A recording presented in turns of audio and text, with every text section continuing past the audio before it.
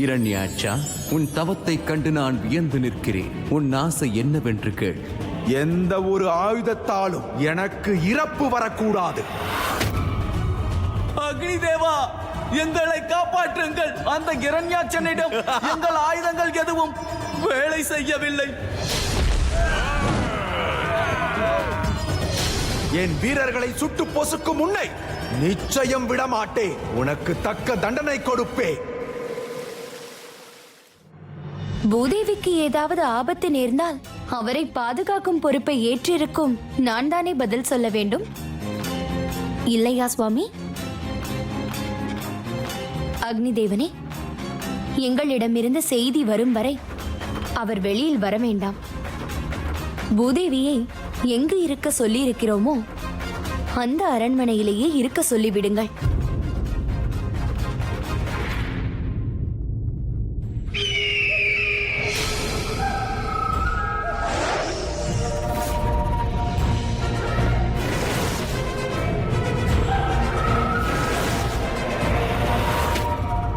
அசுரகுல மாவீரன் இரண்யாட்சனுக்கு வணக்கம். வா சங்கடா, என் ஒற்றற்படையில் திறமைசாலியாய் நீ இருப்பதால் தான் முக்கியமான இந்த வேலைக்கு உன்னை வரவழைத்தேன். மகிழ்ச்சி. என் மீது நீங்கள் வைத்திருக்கும் நம்பிக்கையை என் உயிரை கொடுத்தாவது நான் காப்பாற்றுவேன். சொல்லுங்கள், நான் என்ன செய்ய வேண்டும்? சங்கடா, அந்த மாயாவி விஷ்ணு பூதேவியின் பாதுகாப்பிற்கு அக்னியை நியமித்திருக்கிறான். பூதேவியை தூக்கி வரச் சென்ற நம் அசுர வீரர்களை தீக்கி இரையாக்கி விட்டான் அந்த அக்னி. நானோ பூதேவியின் ஆசை தீயில் வெந்து கொண்டிருக்கிறேன். ஆதலால் நீ யார் கண்ணிலும் படாமல் அந்த அரண்மனைக்குள் போக வேண்டும். உன் திறமையால் பூதேவியின் தோழிகளில் ஒருவராய் மாறி வீரர்களின் கண்களில் மண்ணை தூவி பூதேவியின் பலம் பலவீனத்தை தெரிந்து கொள். அவளுக்கு ஏதாவது ஆசையை தூண்டி அரண்மனையை விட்டு வெளியே கொண்டு வர வேண்டியது உன் வேலை. அப்படியே செய்கிறேன் பிரபு. போய் வெற்றியுடன் வா. என் ஆசை தீ அணைய வேண்டும் என்றால் அவளை சீக்கிரம் நான் அடைய வேண்டும்.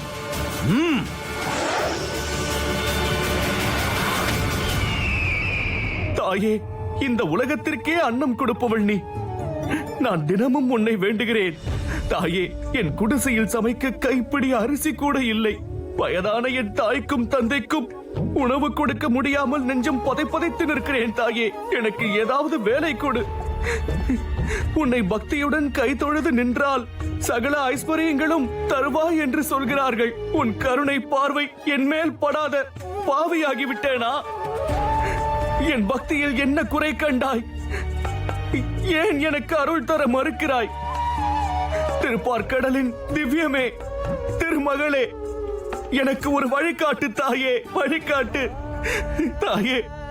திருமகளே, எனக்கு ஒரு வழிகாட்டு, என்னை காப்பாற்று தாயே.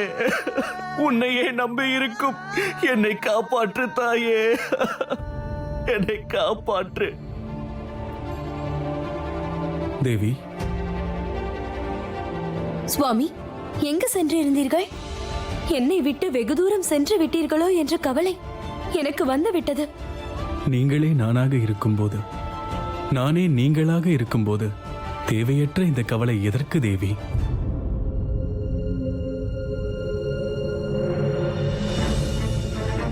ஏன் தேவி, உங்களுக்கு என்னவாயிற்று? பூதேவி தன்னை பற்றி கூட கவலைப்படாமல் உங்களை சந்திக்க ஆவலுடன் இருப்பதாக அக்னி தேவனிடம் சொல்லி அனுப்பிய நோக்கம் என்ன? பூதேவியின் பாதுகாப்பு பொறுப்பை ஏற்றிருக்கும் நீங்கள்தான் இதற்கும் பதில் சொல்ல வேண்டும். என்னை காப்பாற்று தாயே, என்னை காப்பாற்று, என்னை காப்பாற்று. எனக்கு இரக்கம் காட்டு தாயே, எனக்கு ஒரு வழி காட்டு தாயே, என்னை காப்பாற்று. தேவி, தங்கள் முகத்தில் ஏதோ மாற்றம் தெரிகிறது. சுவாமி, என் பக்தன் ஒருவன் விடாமல் என்னை வேண்டிக் கொண்டிருக்கிறான். என்னை காப்பாற்று தாயே. அவன் பக்தியின் வேண்டுகோள் என் காதுகளில் ஒலித்துக் கொண்டே இருப்பதால் என்னை தடுமாற வைக்கிறது. உன் பக்தன் விதியின் பிடியில் சிக்கி வறுமையில் தவித்துக் கொண்டிருக்கிறான். ஆமாம் சுவாமி, அந்த சோதனையில் அவன் விதியின் பிடியிலிருந்து விடுபெற முயற்சிக்க வேண்டும். அப்போதுதானே என்னொருள் அவனுக்கு கிடைக்கும். இல்லை தேவி, உங்கள் பக்தனை சோதனையில் வெற்றி பெற வைக்க வேண்டியது உங்கள் பொறுப்பு. நீங்கள் இப்பொழுதே பூலோகத்திற்கு சென்று அந்த பக்தனுக்கு உதவி செய்ய வேண்டும். உடனே செல்லுங்கள். செல்லுங்கள் தேவி.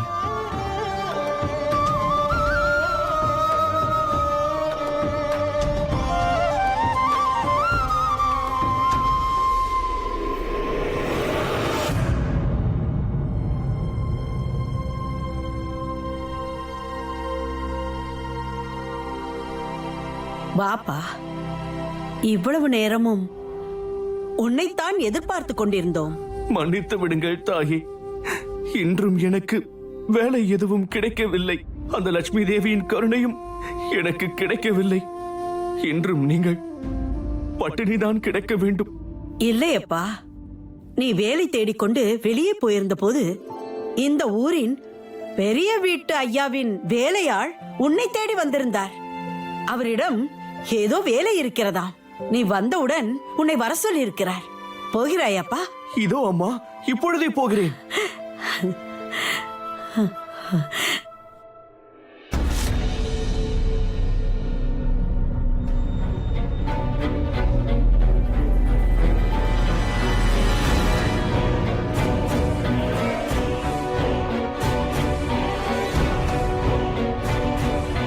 அந்த மாயாவி விஷ்ணு பூதேவியின் பாதுகாப்பிற்கு அக்னியை நியமித்திருக்கிறான்.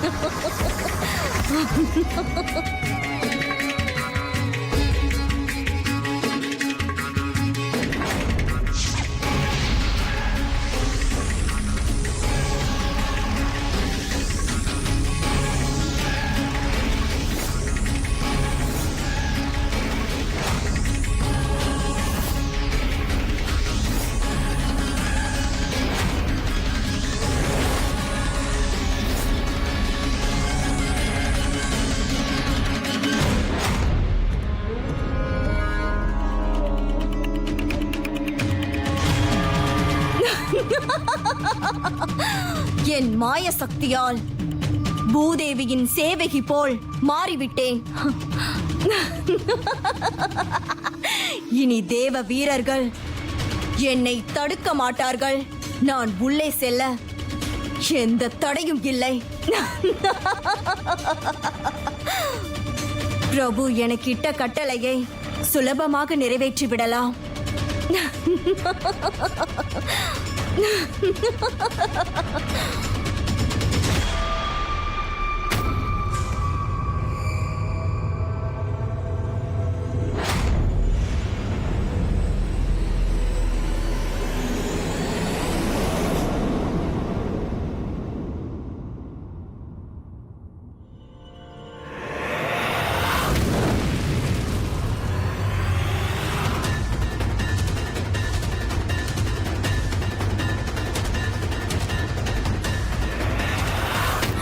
என்ன இது?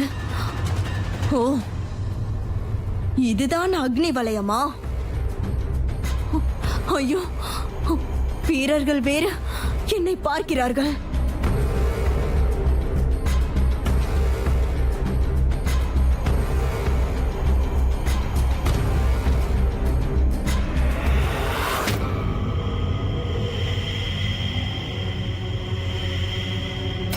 சரி.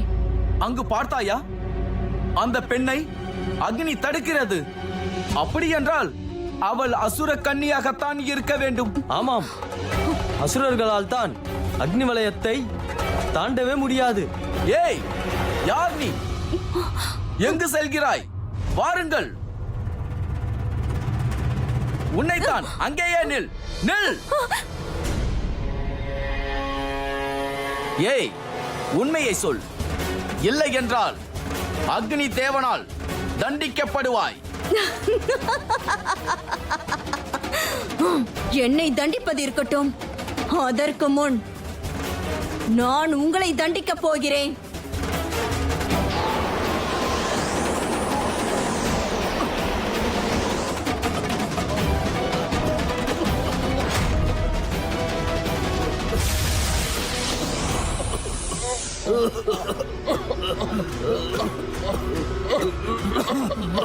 எங்கே அவள்? எங்கு போனாள்? தேடுங்கள், தேடி பிடியுங்கள்.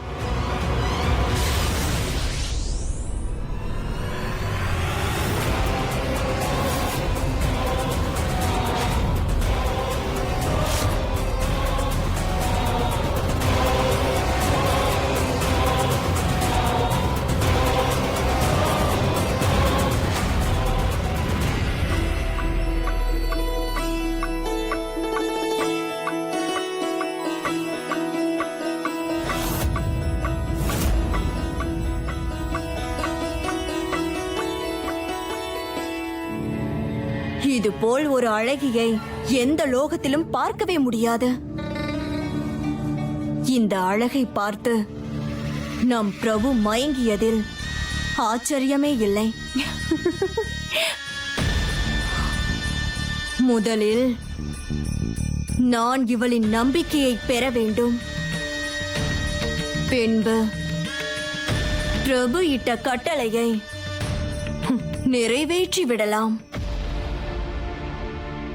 எனக்கு இருக்கும் மாய சக்தியையும் புத்திசாலித்தனத்தையும் பாராட்டித்தானே பிரபு இந்த வேலைக்கு என்னை நியமித்திருக்கிறார்.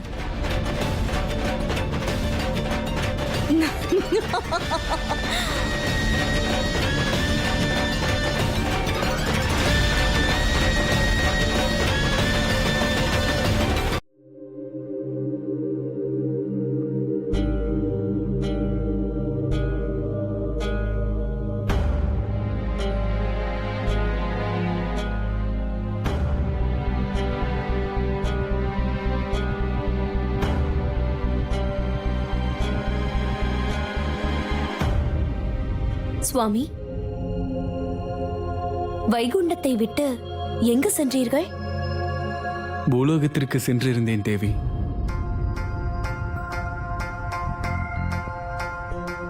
பூலோகம் சென்றது பூதேவியை பார்க்கவா? இல்லை, பக்தன் ஒருவனின் நிர்கதியான குரலை கேட்டு சென்றேன்.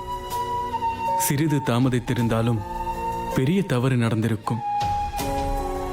உங்களிடம் சொல்லிவிட்டு செல்ல நேரமில்லாமல் போய்விட்டது.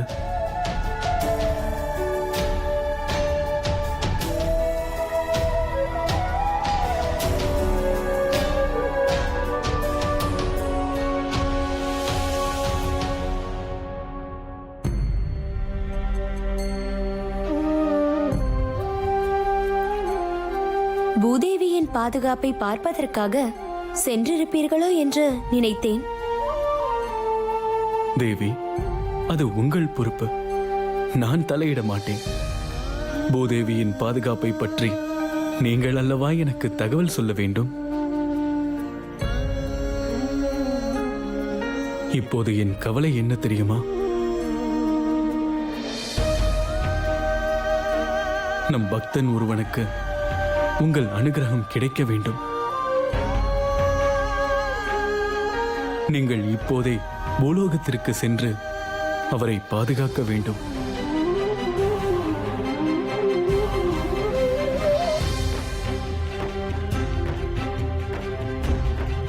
சுவாமியின் கனவெல்லாம் பூதேவியை எப்படியாவது இங்கு கொண்டு வந்துவிட வேண்டும் என்று இருக்கிறார். இந்த நேரத்தில் நான் வைகுண்டத்தை விட்டு செல்லவே கூடாது. தேவி, என்ன பலமான யோசனை!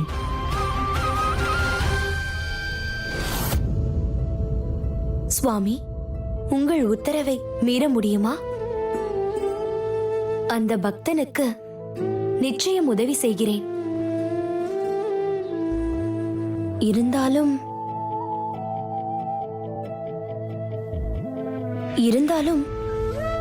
அதற்கென்று ஒரு நேரம் காலம் அமைய வேண்டும் அல்லவா?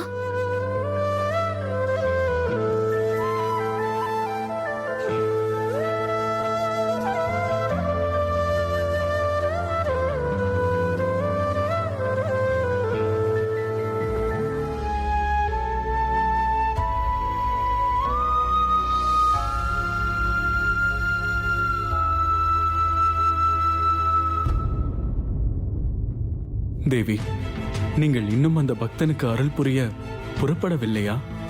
சுவாமி, எப்போதும் என் அருகிலேயே இருக்க வேண்டும் என்று நினைக்கும் தாங்கள் என்னை வைகுண்டத்தை விட்டு அனுப்புவதிலேயே குறியாக இருக்கிறீர்கள்.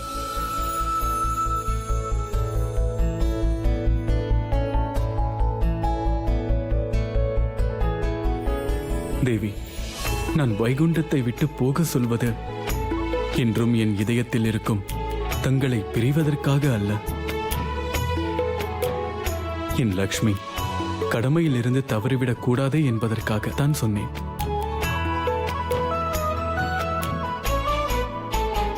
இப்பொழுதாவது என் வார்த்தையில் நம்பிக்கையை வைத்து கஷ்டப்படும் அந்த ஏழை பக்தனுக்கு உங்கள் அனுகிரகம் கிடைக்கும்படி செய்யுங்கள். அதற்காக நீங்கள் உடனே பூலோகம் செல்ல வேண்டும் என்பதுதான் என்னுடைய விருப்பம். உங்கள் விருப்பப்படி அந்த பக்தனுக்கு என் ஐஸ்வர்யமும் சௌபாக்கியமும் நிச்சயம் கிடைக்கும். நீங்கள் சொல்வது போல பக்தனுக்கு உதவுவது நம் கடமை என்றாலும் பக்தனானவன் நம் மீது வைத்திருக்கும் நம்பிக்கையும் சோதனைக்கு உட்பட்டதே என்பதை தாங்கள் மறந்துவிட்டீர்களா பிரபு?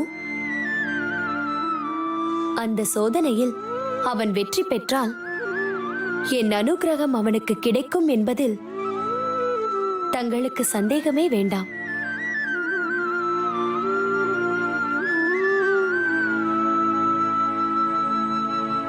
கோபாலன், ஐயா, என் தோட்டத்தில் ஒரு கிணறு வெட்ட வேண்டும்.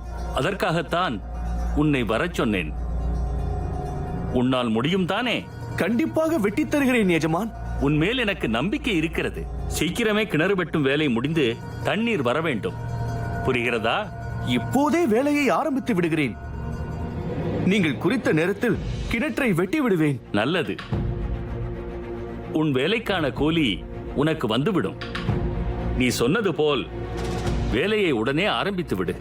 இந்த உதவியை நான் என்றும் மறக்க மாட்டேன் எஜமான். வருகிறேன் எஜமான், வருகிறேன்.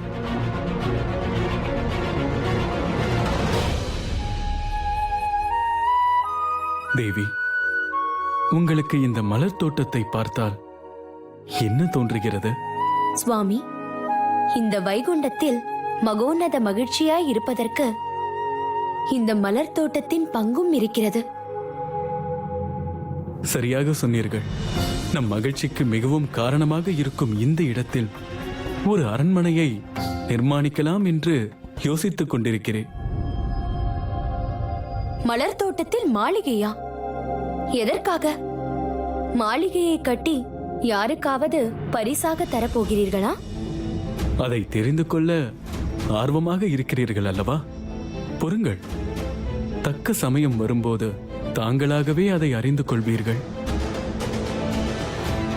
ஏனென்றால் அந்த அரண்மனையை பரிசாக கொடுப்பதற்கு முன் அதை அலங்கரிக்கப் போவதே தாங்கள் தானே.